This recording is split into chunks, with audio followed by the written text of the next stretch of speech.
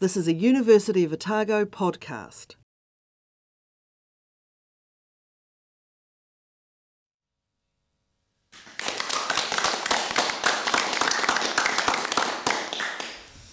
Hello and welcome to Otago University NZ Politics Chat, which is an occasional series of discussions here at the media production studio, talking about politics, getting in guests occasionally every few weeks perhaps, sometimes politicians, sometimes political activists or public intellectuals or even academics. And today we're lucky enough to have who I regard as one of the very leading public intellectuals in New Zealand, Chris Trotter.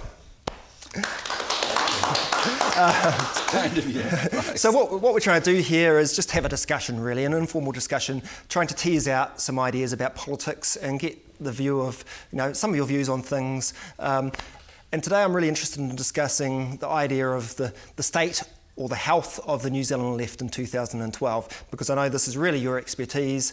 But before we get into that, I'm interested in delving into a bit more about yourself, because a lot of people regard you as a bit of an enigma, a bit of a unknown. They can't work you out totally. So starting off, political ideology. What is your political ideology?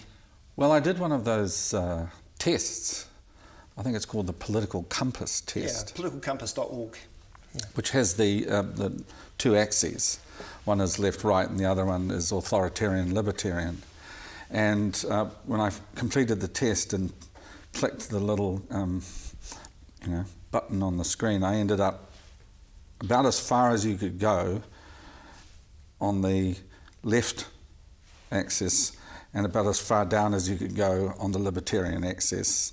So I'm a libertarian socialist. I think that would libertarian be, socialist. Would be the so I was going to description. ask if there's any labels you're willing to wear. So socialist or social democrat or? Well, in the Labour Party, when I was a member of the Labour Party, on my little membership card, it used to talk about educating the public in the principles of democratic socialism. Does it still? I think it does, actually. It's still there in their constitution. So a democratic socialist I was quite happy to answer to. A social democrat, less so, although it became more and more popular after Helen Clark started describing herself as a social democrat. But yes, I joined the Labour Party because, to my way of thinking, it was the only real workers' party in New Zealand. And in those days it really was. It had 85,000 members. Okay.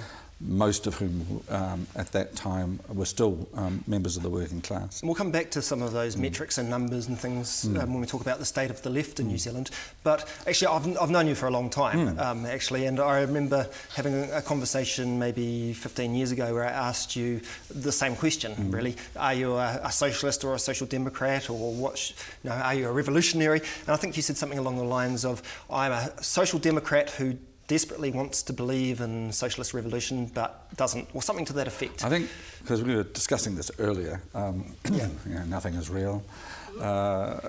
We were discussing this earlier, and I think what I said to you was that I was a social democrat who would desperately like to believe that revolution was both possible and desirable, which is a suitably Jesuitical sort of answer, I'm afraid, because it suggests that while I would like revolution to be on the agenda, and I would like revolutions to always guarantee progressive and humane outcomes, I, as an historian, was less than convinced that this was the case, and so I kind of defaulted back to social democracy or democratic socialism. Right. But in your time you must have mixed with a number I of socialists and groups and things. So. Yes, I found the communist left, as it was when I was about as young as the audience here. That was a reality. I mean, there were many communist groups, and their membership numbered in the hundreds, and they were very interesting times. I delivered the Bruce Jesson lecture way back in the early 2000s. 2002, yeah. 2002, thank you. And the way I described it there was the communists, had an air, a sort of raffish air about them. They used to wear leather jackets and thin spectacles and talk about dialectical materialism, And the Labour Party people, used to wear jerseys and drink beer, and they could tell you exactly who voted Labour and who voted National in just about every street in Dunedin. And there was an interesting tension between those two types of people. So the cold steel of the communist scientist almost versus the humanitarian. Yeah, and also the very up Is close and personal nature of the electoral experience, because especially when you were dealing, as you were then, with mass parties. Communities were mapped politically by both sides, and people had a real knowledge of the politics of their neighbours, and they had to develop strategies for convincing their neighbours, if they could, to move from one column to the next. Which to some extent happens today, but it's quite different, isn't it? Those mass party sort of integration, organic. Well, certainly the real test of a mass political party is its ability to canvass. And canvassing is an art that is less and less practiced now.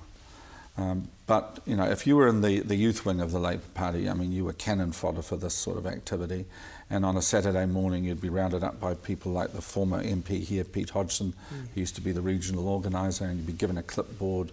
You'd be bunged in a van, taken out to Mosgiel and given 14 streets to walk up and down for several hours, and you would note down who supported who was sitting on the fence, and you'd come back, and the Labour Party backroom boys, boffins, would put it all into a computer.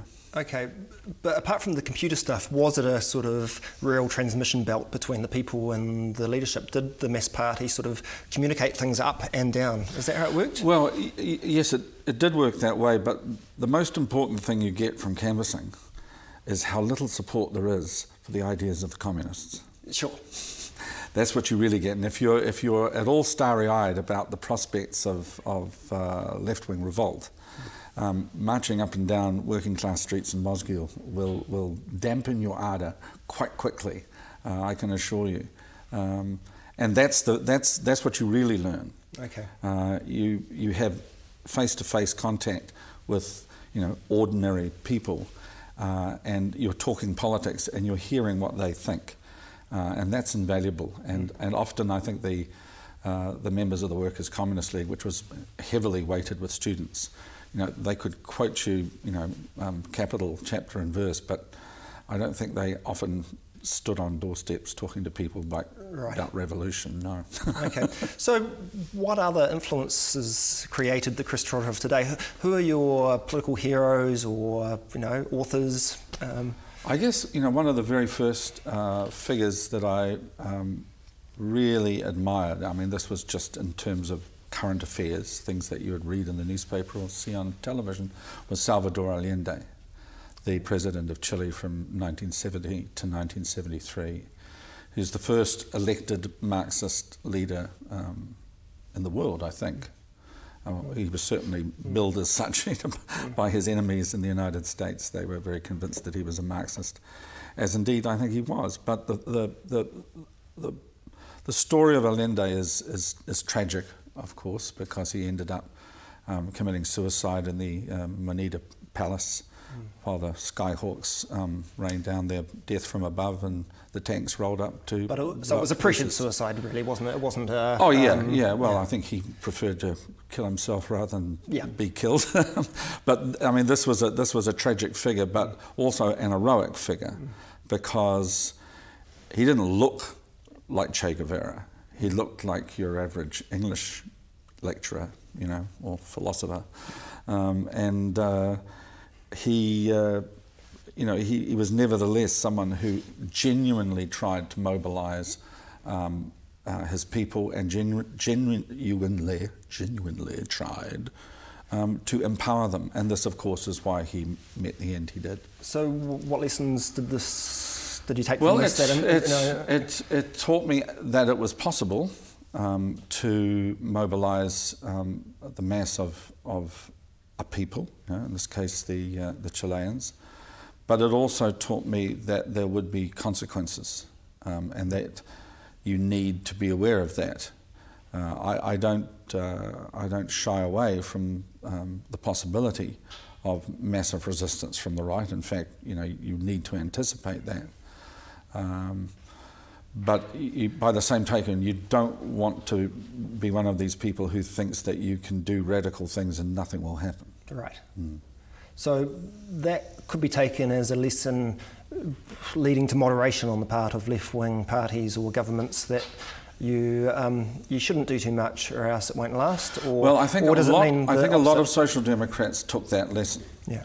And of course, New Zealand and Australia were sort of part and parcel of that whole early 70s experience, because in 1972, right across the bottom of the world, Chile, New Zealand and Australia, you had radical social democratic or democratic socialist governments.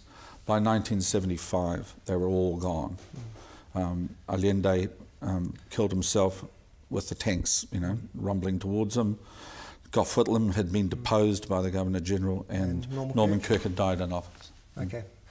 So what about, apart from leaders, political, elected leaders, what about writers? I presume people like Chomsky and Orwell are probably influential to some on you. degree, but Orwell particularly. Yeah.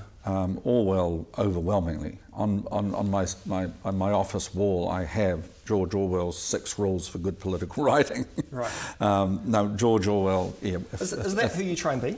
Are you trying to be George Orwell? I wouldn't presume to be George Orwell, but I certainly try to write as simply, as he does or did.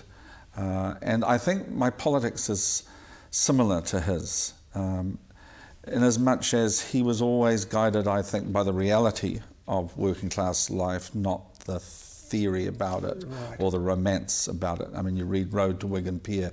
He got into a lot of bother with his communist friends in the 30s for that book, because it didn't show the working class as heroic and noble and able to rise up and overthrow the capitalist oppressor. They were downtrodden and beaten and despairing people, which was the reality. So what other Orwell books have had an impression on you? Well, the one that really kind of kick-started the whole thing was a book called Youth Up in Arms, which was written in 1973 by an Hungarian democratic socialist who had to flee Hungary in 1956, and it was a fantastic book, and I actually managed to acquire it from Amazon a couple of years back, and it still reads very well.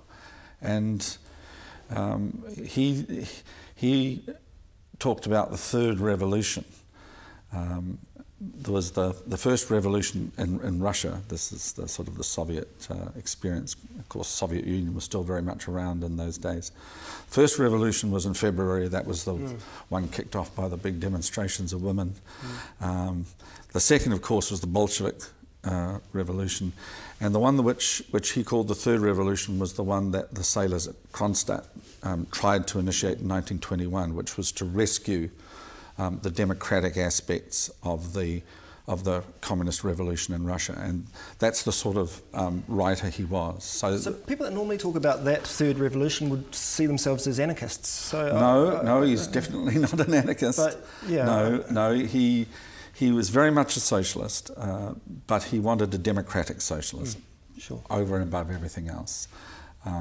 No, I don't think he had that much time for the anarchists, to be honest. You probably don't yourself. You're not exactly... No, well, Orwell describes the anarchists in Homage to Catalonia, and in many aspects they're wonderful, although I think what he might call anarchists, or what you might think were anarchists, were actually syndicalists, which is a different thing altogether, sort of radical trade unionism.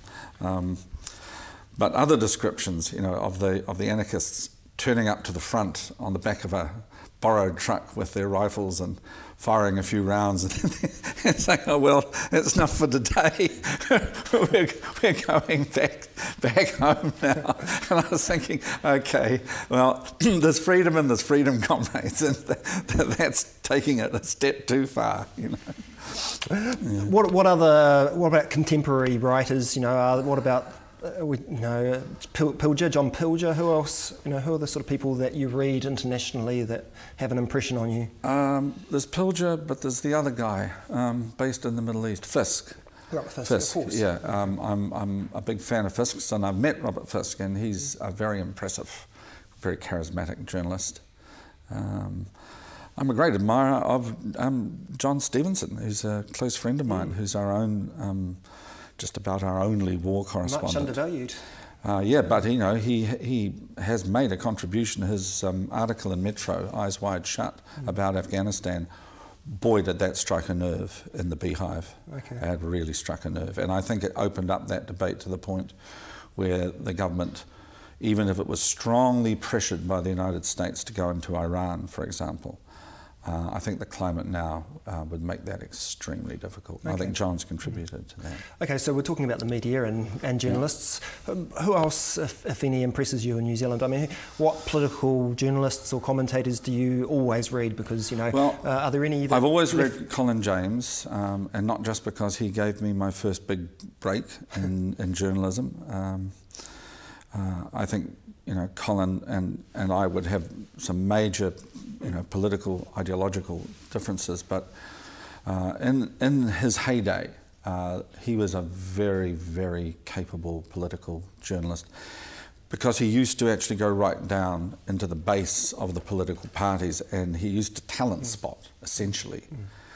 So he would know people who were coming through long before they actually appeared on the public stage. I think he still does that. I think he still tries, but the size of the parties now and the relative lack of venues where that sort of emergence is clear, that has disappeared to a large extent. So he certainly attends all the conferences and some of the regional conferences. Okay. He's very good on the National Party now, because their conference structure is still quite robust. Yeah, that's right.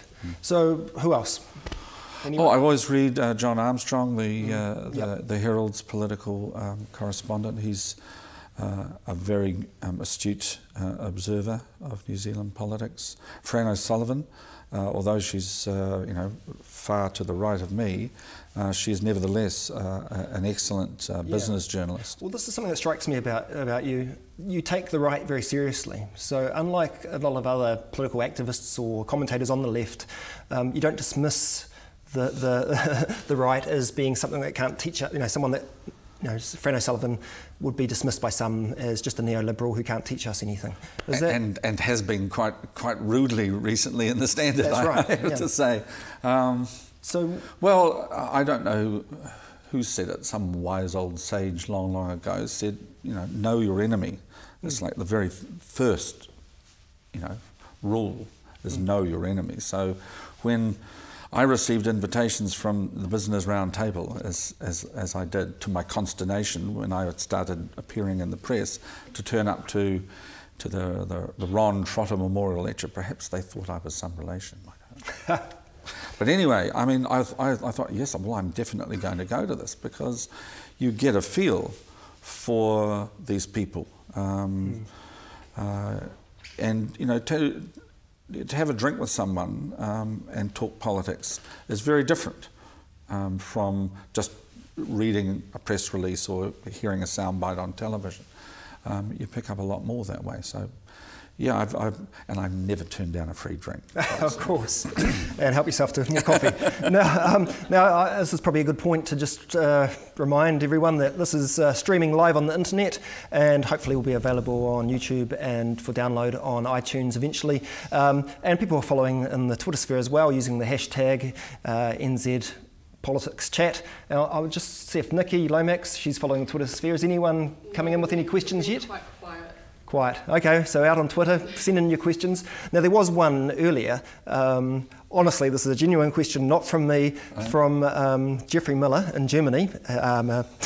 He's a graduate of the politics department here at Otago, and he asked, I was going to ask you, who do you read in the blogosphere? He asks, what's your take on Martin Bradbury? Sorry, not my question, I promise. Well, I've known Martin for many, many years. He was the editor of Crackham when I first met Martin. That's going back a ways, back into the 1990s. And until very recently, you know, I've been a very strong admirer of Martin, although of late, I guess it's because of his cracks about the baby boomers. I think that's really what sort of made me start to frown. Because, you know, if you can't choose your race and you can't choose your gender, I don't see why it's fair to have a crack at you for something else that you can't have any choice over, which is like the date of your birth. But so I do find myself at loggerheads with Martin over that particular trope, which he seems to have developed recently. And he's been very unkind towards your good self of late. I can take it. Which I thought was most unfair as well. But, you know, Tumiki is a lively blog, and Bomber's Citizen A is, you know, a very useful contribution to political debate in New Zealand. And, you know, I'm very glad that he does it. Okay, we've got another question here. This is from me, this isn't from the Twitter sphere, but do you find it concerning at all that the most lively partisan debate happens in a forum that's not really accessed by the public? Like, there is obviously a segment of the public that access it, but not the majority. Oh, it's tragic that Television New Zealand in particular, since it is, you know, ostensibly a publicly owned network, doesn't do the sort of program that Martin does, and that Triangle Television in Auckland, and I'm not sure what else happens around the rest of the country. Triangle's what I'm familiar with. When Stratos was going, Citizen A was easily its most viewed program, and was watched by as many people as watched The Nation. So that was sort of getting up there, you know, as quite a high rating show. But of course, Stratos is no more. So it's a commentary on the lack of public service journalism, particularly on television. See, Citizen A is only half an hour in length, I think, but, you know, even that seems a long time compared to anything else on free-to-air television. Okay, well, let's talk about the state of political debate and discussion in New Zealand. What's your prognosis? What's your, you know, in 2012, how much sort of meaningful and in-depth political discussion are we having? Is it enough? Well, there is a lot of politics, and of course social media, the new creations of the internet age means there's probably more now than there's ever been. The quality of it is, you know, another matter altogether. But if you're talking about the kind of intellectual culture which sustains left-wing thought and activity in particular, I can't think, certainly not in my lifetime, has it been at such a low ebb. And I would say, from my understanding of New Zealand history, that since 1890, when democratic politics really got going, this would be the lowest ebb of the left. Okay, but just in terms of this public intellectualism, and you're, I think, one of the main public intellectuals in New Zealand, but there's not many of you, and you've been down here in Dunedin for the last week, you know, going to a lot of events that have been organised for you, essentially, public forums. I mean, how's that gone? Well, not exclusively for me, I hasten to add, although, I mean, there was a very, very humbling experience up in the Dunningham suite of the public library. But no, Andrew Bradstock has been really giving some heft to the critic and conscience role of the university. He plays an amazing role. Yeah, as do you with these programs, and as does the centre, which I must say is larger than and better equipped than most of the free-to-air networks in New Zealand now, but because they're very down at heel, I have to say. That's been a very enjoyable experience. But I've completely forgotten what the question was now. I don't know, the health of public intellectualism. Oh, I mean, public are you at intellectuals. these forums all the time? No, not at all. And I think the number of public intellectuals, I think, has shrunk quite dramatically. I mean, when I was, seventh former, in New Zealand at that time, and with the public broadcasting current affairs and news programs that were on at that time, I mean, this was really the heyday of public service television in New Zealand. This is when Bryce Edwards was solving strikes on air, and you had drama programs where the central character was a trade union secretary. The only country in the world, I believe, that has done that.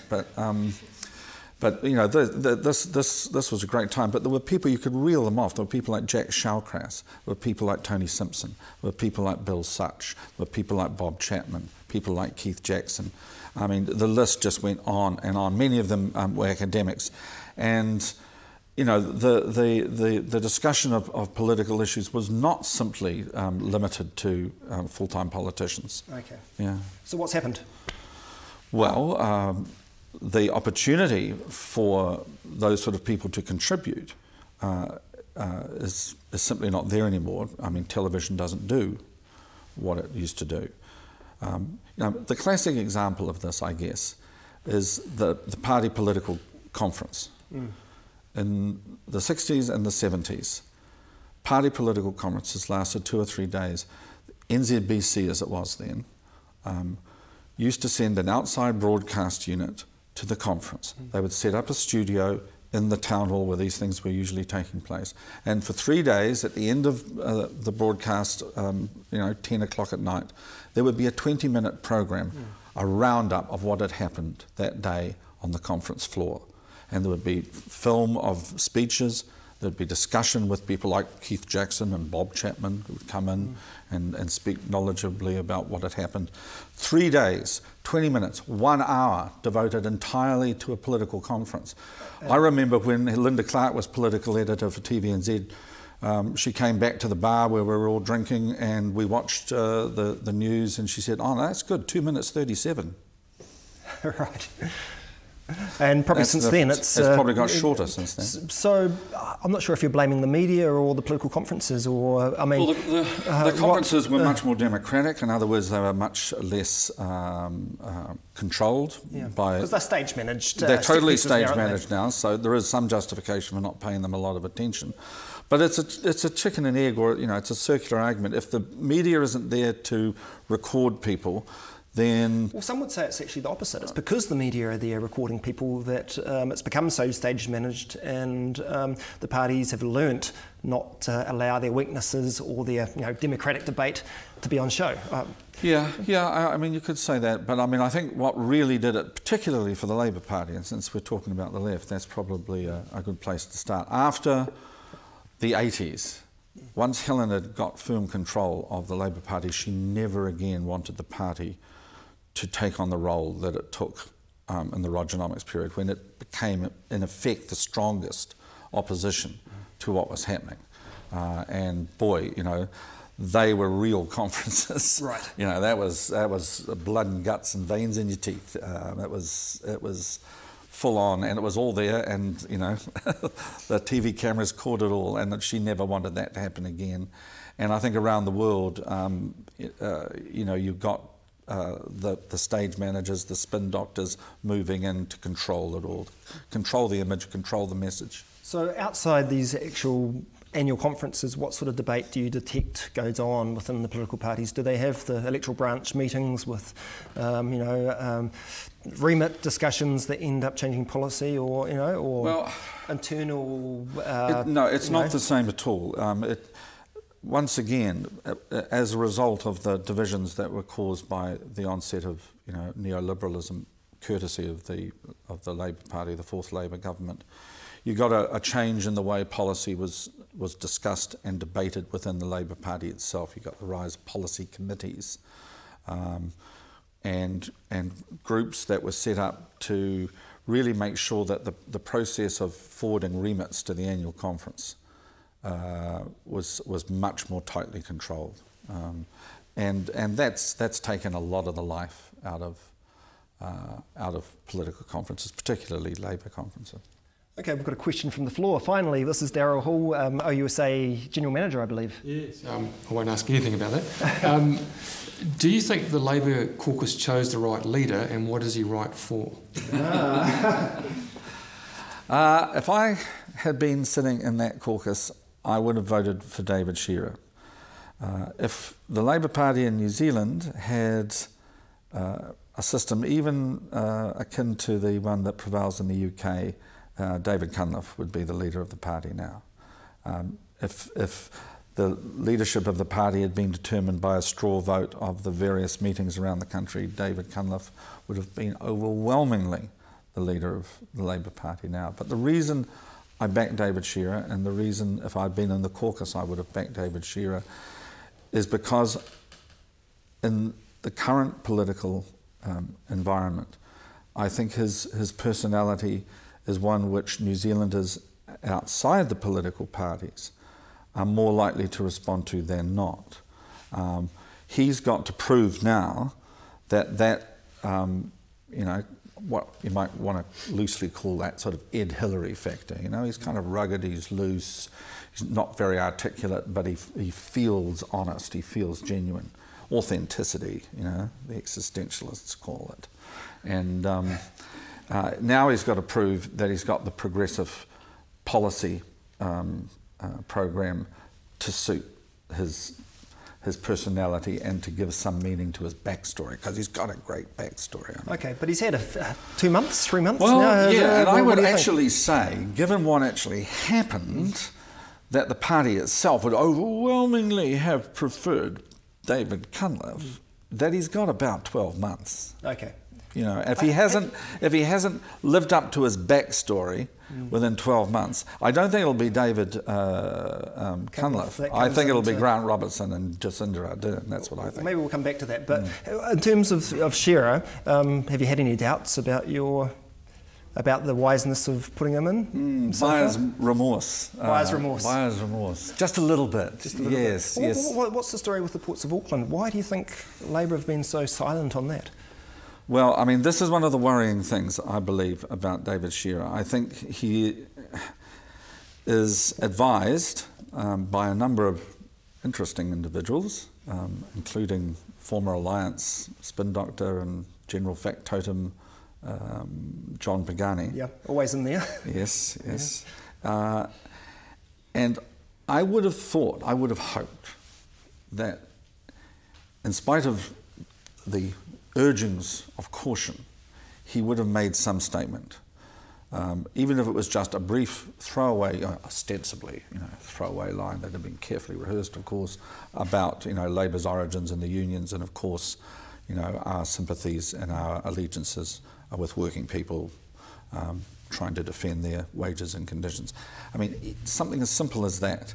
The fact that he kind of allowed himself to be managed to the extent of keeping quiet is not a good sign, in my opinion. Now, you're a bit of an insider, you know what's going on here a lot. Not as much as I used to. Sure, but can we just put to rest not finally? The Tories. Can we put to rest finally this idea or not? I don't know, a genuine question. Is Helen Clark still running the Labour Party by text from New York? Or, people keep saying this. Can we say no, that's finished? Well, one of Cameron Slater's best, propagandistic devices are his text messages from H1 in New York, which of course are all entirely Cam's work. But there is no doubt, and if you think about it, of course there is constant communication between Helen Clark and her friends and former colleagues. Yeah.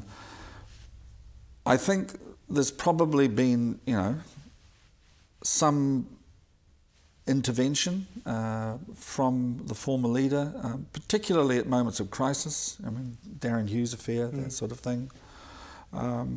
And particularly in relation to who should succeed Phil Goff, because my clear understanding, and I've heard this from multiple sources, is that Helen was right in there behind David Cunliffe. Which suggests that she's not running the show and that she has less influence than it gives the people lie might. to the fact that she actually runs the show. Right.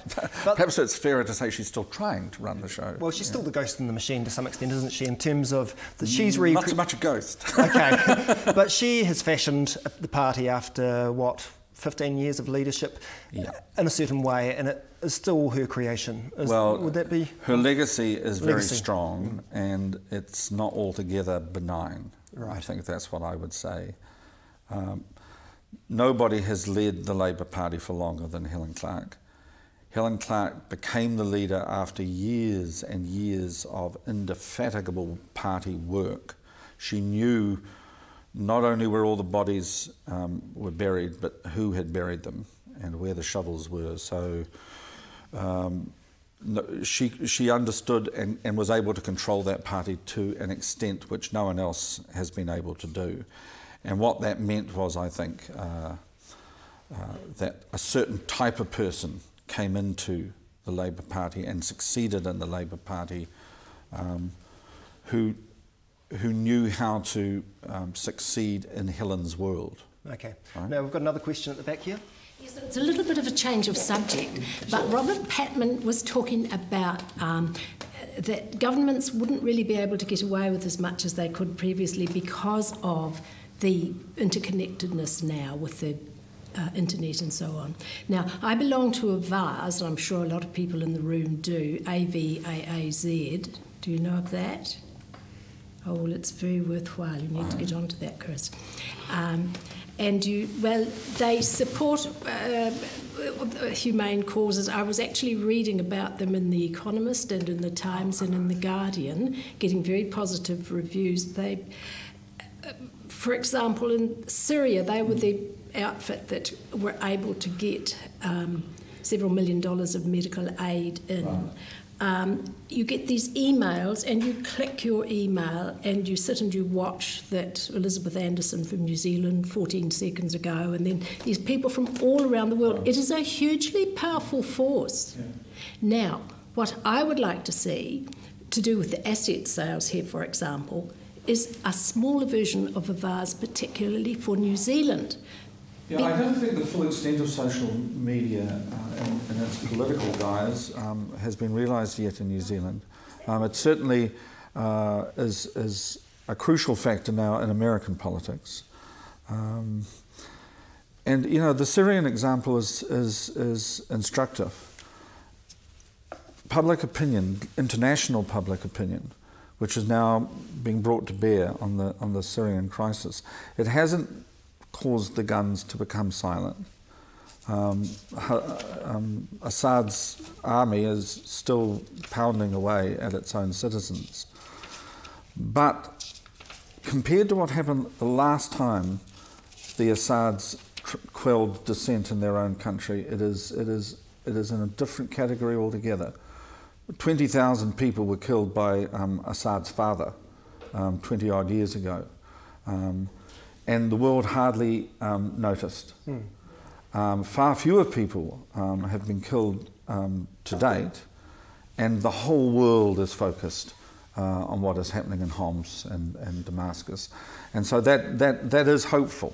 I mean, that is cause for hope, that the world is a much smaller place than it used to be, and it is impossible now for the Assads of this world to massacred 20,000 people and no one noticed. Okay, we've got another question down the front here. Yeah, I was at that talk on Wednesday night, Chris, and I also wouldn't mind discussing with you, there's a point that you raised about how the secularisation of politics you thought was a backward step because religion had enriched politics, and you gave numerous examples of where political speeches were laced with wonderful imagery from religion and so on. And as someone who received quite a strict religious education, I have to say to you, not all of us got the benefit of having a Jesuit in front of us. Most of us got ning-nongs in front of us. There are plenty of ning-nongs who are secular as well, let me hasten to assure you. What I'm saying to you is I actually think it's a refreshing thing that politics has become more secular, not a negative thing. I was wondering if you would like to reflect on that a wee bit for me, because I'm thinking people like the Greens and so on, where the new religion is the environment, that becomes attractive in its own right, and that's fine. I don't see any real problem with that. Not that I'm a Green Party supporter, but I'm looking for alternative examples to sort of put in front of you. Yeah, well, I mean, it's a case that can be argued, certainly, and people like Mr. Dawkins argue it very strenuously. But, I mean, I would maintain my position that left-wing politics in particular must have a moral core.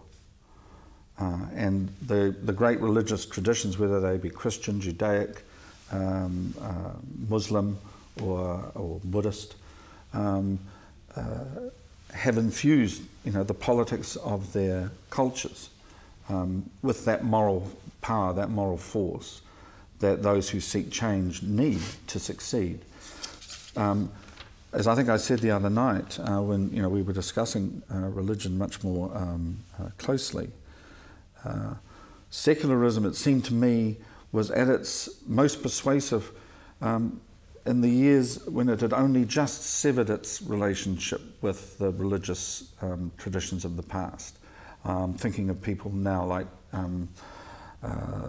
the civil rights activists in the United States, who were very closely associated with Christian churches, but who may have been secular themselves.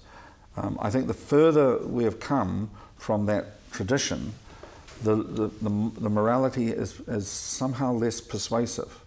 And also the morality tends, I think, to break down into various communities, so that you'll have a strong moral position coming from, say, Maori nationalism, which is almost entirely bound up with that experience and has difficulty sometimes moving out from that into other communities. Embedded in self-belief? Sorry? Isn't that really embedded in their own self-belief? Like their belief in their culture, their belief in their traditions, their belief in their family structures and so on? Isn't that what gives them their real strength? Well, not yes. some religious thing. Well, I think if you were to have a chat with Tariana Tura, you'd find that the religious aspect was very strong indeed. And that is in part what empowers people like Tariana. And hers is not a Christian faith, but a faith that is firmly rooted in her own culture. But as I say, it's a matter that we could argue for some time. Okay, and I realise we only have about 8 minutes left, so I really did want to ask you about the health of the New Zealand left. You've already sort of suggested, I think, that it's at its lowest point in your lifetime. So what do you mean by that? Well, for example, let's say I'm a student at the University of Otago in 1977. That was my first year at this institution. Circulating in left-wing circles in 1977, just off the top of my head, would have been the Tribune, which was the official newspaper of the Socialist Unity Party. There would have been Unity from the Workers' Communist League. There would have been Socialist Action from Trotskyist Socialist Action Party. There would have been and a myriad of other sort of social movements. The Republican put out by Bruce Jesson. There would have been Monthly Review coming out of Christchurch. There was a lively left-wing press. There were large parties of the left, or leagues, as they were often called, like the Socialist Action League. You can always tell the Trotskyites because they always have leagues. They don't have parties. But you know, there was a milieu that wasn't just vaguely left, but was very staunchly and theoretically rigorous. And like all of those things have now gone.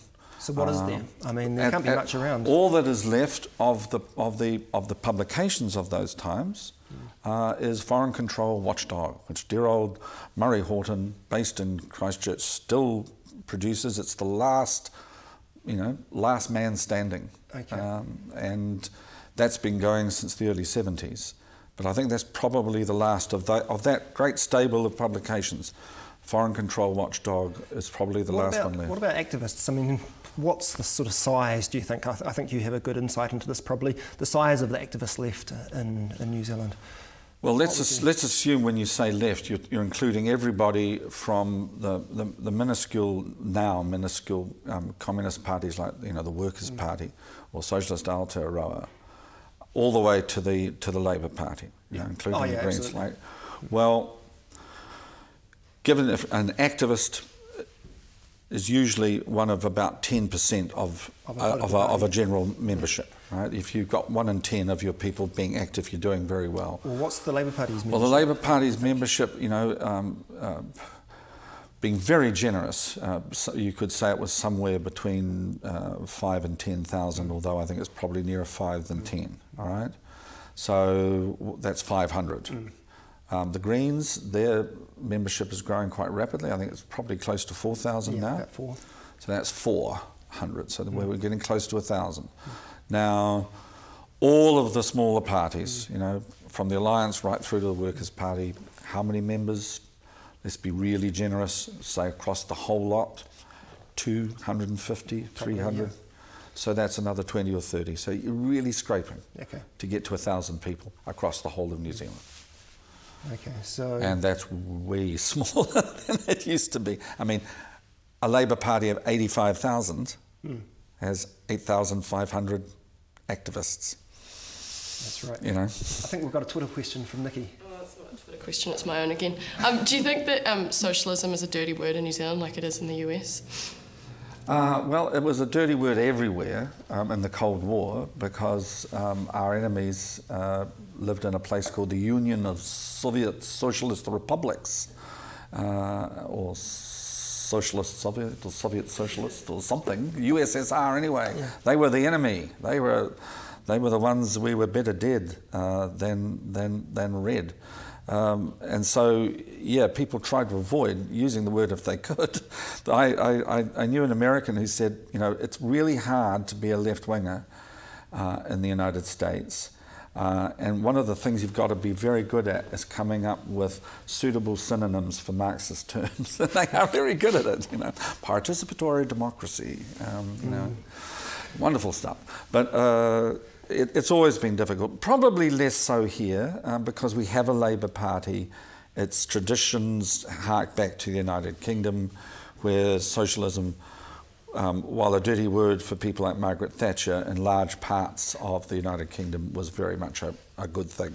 Despite the decline of the left you're talking about, hasn't there been sort of a resurgence of the use of words like socialism or capitalism and discussion about economic inequality or concern about inequality? Certainly since the global financial crisis. So isn't there a bit of a contradiction? Well, there was a famous cover of, I think it was Newsweek, where it showed a red hand clasping a blue hand. I think we're all socialists now, Particularly in terms of the government when the government had just nationalised General Motors. Yes, that's right.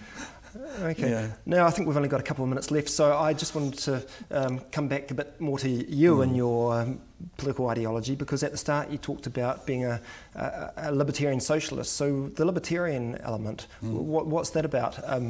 Because I guess some people see you as a bit of a social conservative. Is that? Yeah, I know. Just throw the questions at me and we'll put that to rest. Well. I don't know. I asked a number of MPs last year when they came to these vote chat sessions about a particular type of public policies such as alcohol age, drinking age. What do you think it should be? Remain at 18. 18, okay. Drugs, the regulation of drugs, should it be liberalised? I'm in favour of the decriminalisation of all drugs. Okay. All drugs? All drugs. Okay, that's pretty libertarian. Okay, what else have we got? Marriage. Gay marriage. In favour of gay marriage, yes. Okay, so what was Can't understand why what was once a very radical social movement wants to get married, wants to join the army, but that's just a minor quibble.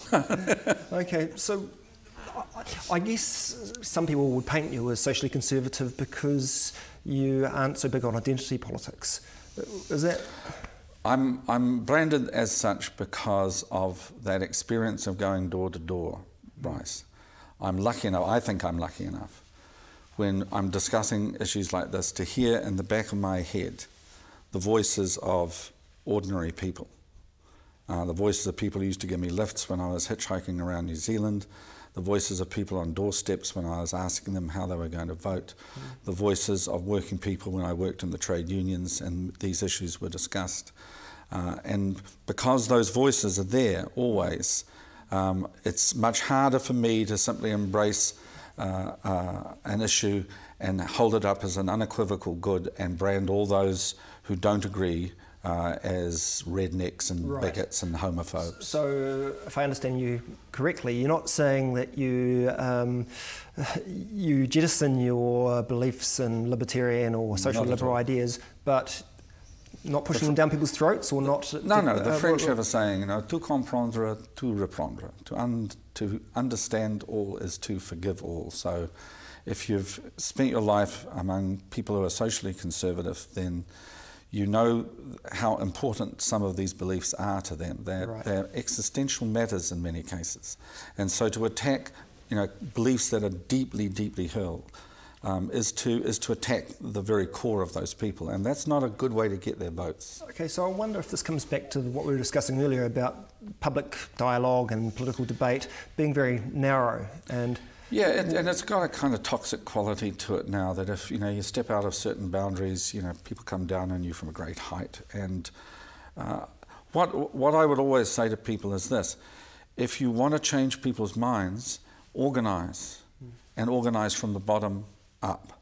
So many of those great achievements in terms of social liberal policy, like the decriminalisation of homosexuality in New Zealand, were the result of years and years of struggle by gay people and organisation by gay people and marches and debates and pamphlets, to the point where enough New Zealanders had been persuaded that this was something that we should now do. And if you don't do it that way, if you do it from the top down, you are begging for a backlash. Right.